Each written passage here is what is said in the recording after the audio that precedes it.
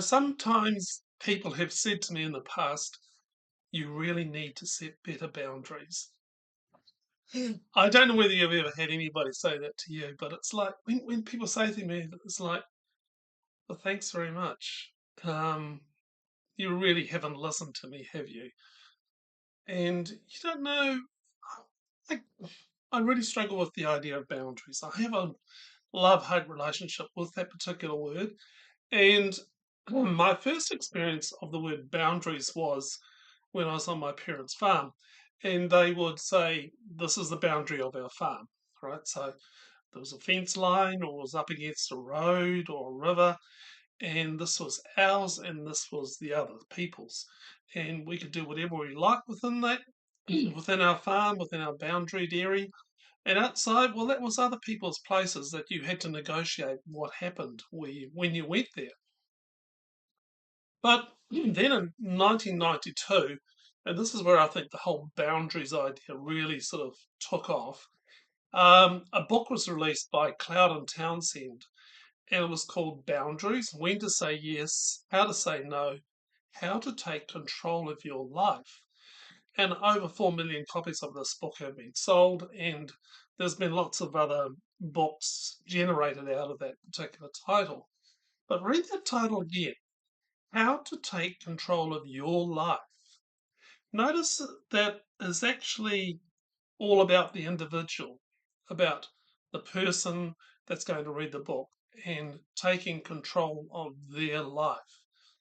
And it is self help focusing in on the reader being the most important person.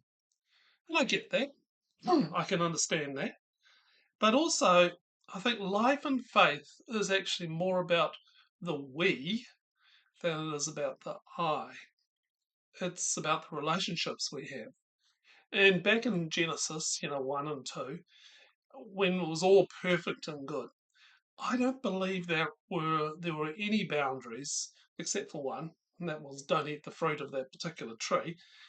But everyone was in kind of perfect alignment with Into Me See.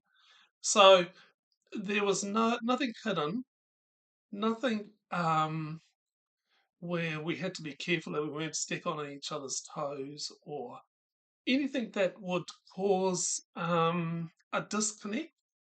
It was Into Me See continuously. So there was no need for lines because all was good, true, and overflowing with love to each other. But now we have lines. We turn our lines into fences, and fences turn into walls. And some of those walls have razor wire electric fences on the top, and there is no Into Me See. And these walls can place us into an isolation and a loss of an intimacy. And in some ways, we feel safe behind that fence, behind that line, behind that razor rimmed wall. But we can also still smell the wafts, the aromas coming from that time when we had perfect intimacy. And they drift over the wall from that place of Eden. It's still in us. We still long for that place where there is Into Me See, and there's nothing shameful. There's nothing to be hidden. It's just perfection. Something still sits within my bones, something of another time. And then there are some of us that know deeply what it's like to be on this side of the wall, the fence and the line, and we have kind of a sensitivity to the pain of others. There is a knowing of the pain people are experiencing. We are the ones that who simply just can't walk by a soul that's been beaten down by robbers and thrown in a ditch to die. I'm talking about the story of the Good Samaritan or story of the dehumanized man, which is what I like to call him. And we give of ourselves, even if it does us harm. And I heard this quote the other day on a course by Lauren Sapala, and she read this quote out. Gifted, intense, and sensitive children unconsciously seek to meet the multi-layered needs of those around them, even if it does them harm. And that comes from living with intensity. So interesting words there. Gifted, intense, and sensitive children. I think I was one of those children, and of course, children become adults, but they still have those childhood learning ways of thinking and behaving.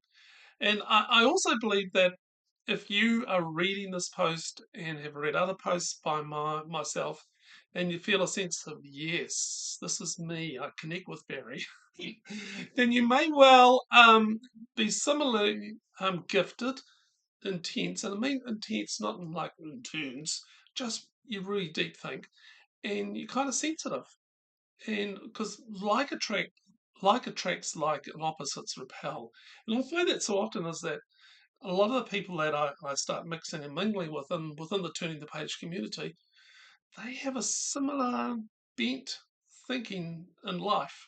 So it's cool. The second phrase is unconsciously seek to meet the multi-layered needs of those around them. Look, we don't even know we're doing it. But off we go as to how to meet other people's needs. We give, we give, we give. And this can devolve into rescuing behaviours and people pleasing behaviours. Deep within, we see needs and wonder how we can meet them. We don't want others to be in pain. The third phrase, even if it does them harm, even if it does me harm, I will do this. We come second to the needs of others. We will gladly put others first, even at the cost of our own needs. And that even if it does us harm is never said openly. We might not even know it's there, but it's kind of got a sneaky presence in the background. It's kind of like one of those beliefs that just sits there and keeps things going that we never think of, but actually we need to. It's been my experience of church life and other areas of life where there's like a group thing, this is how we all do it, that has had a thread of self sacrifice. And I remember to my shame, clearly my teens teaching young kindergarten children age group this what I would call now a hideous song, J-O-Y. And the lines, you sing it to Jingle Bells, so I'm sorry, you probably got it in your head now. J-O-Y, J-O-Y, it must surely be. Jesus first, yourself last, and others in between.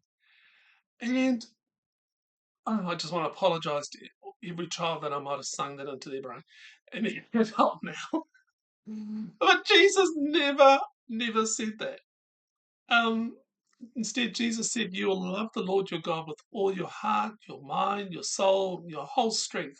And the second thing he said is this, you shall love, agape, your neighbour, as yourself. So how do you love? Do you love yourself? I've discovered that I can't love my neighbour well unless I know how to love myself. And so that whole comment about it generates questions for those who have this belief that even if it does me harm, I will give to others. Well, the first one is, do you know how to love yourself, the self? And that raises further questions such as, what is the self? Who am I? What is my purpose? Is there value in me? What is love? Is self-love okay? Second question it sort of raises is, can you give from an empty cup? The cup being a metaphor of your life. So if you keep on giving out, and harm keeps on dragging stuff out of your life, energy stuff out of your life, how long is that sustainable? I've got to ask. And so it raises further questions such as, what is my cup? What fills my cup? What drains my cup? Who is responsible for my cup? How has my self-sacrifice affected those especially close to me, my spouse and my family? How much accumulated harm has gathered in my cup or body. And then someone comes along and says, you need better boundaries. And you feel like a failure and like you have to achieve yet another thing. And I want to say to you this: better boundaries, if there are such things, come from a growing awareness of why you do what you do and learning to set humanly realistic limits. Look, we are not all powerful. I know some of us might think we are. Some of us may think we can do anything, but actually, no, we are not all powerful. We have human limitations to what we can give. And you may need to examine why you do what you do and is it sustainable?